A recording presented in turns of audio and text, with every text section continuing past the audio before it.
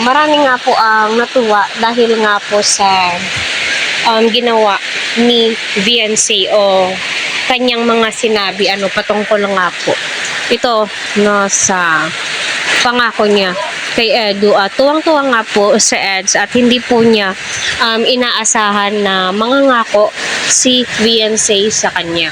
Ayan, hello po sa ating lahat. So, unang-una sa lahat, my God, kapag ang babae ang nangako, asahan mo, matutupad at gagawin po niya yan. Kasi ang mga babae, may isang salita po yan sila, di ba?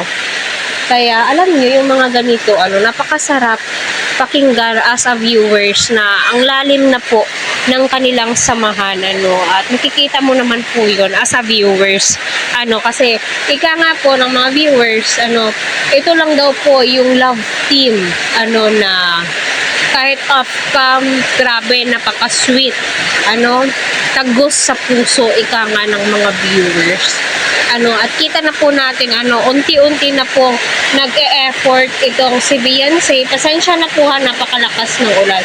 Nag-e-effort itong si Beyonce at ipinaparamdam niya kay Kalingap Edu, na mahalaga si Edu sa kanyang buhay at malaki ang naging parte ni Edu sa mga blessings na kanyang natatanggap.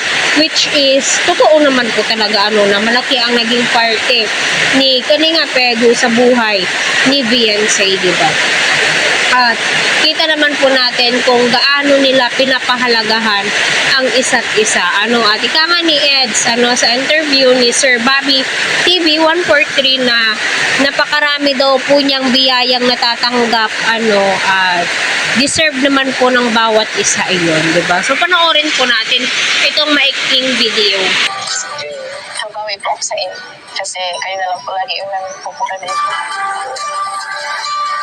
Oo, yan. Hindi naman sigurado. Ay, well, pang-video. So, yun. Hindi Hindi ako busy. So, surprisein din po kita. Kaya nang ginagawa ko. Nagugulat ka. Ay, sabi ko na yan. Fake news yan. Hindi mo na naman ako. Sige. Saan ko na lang yan. Mga kalingap, narinig po natin mga ka-EDC na babawi daw po si Beyonce kay Kalingap Edu.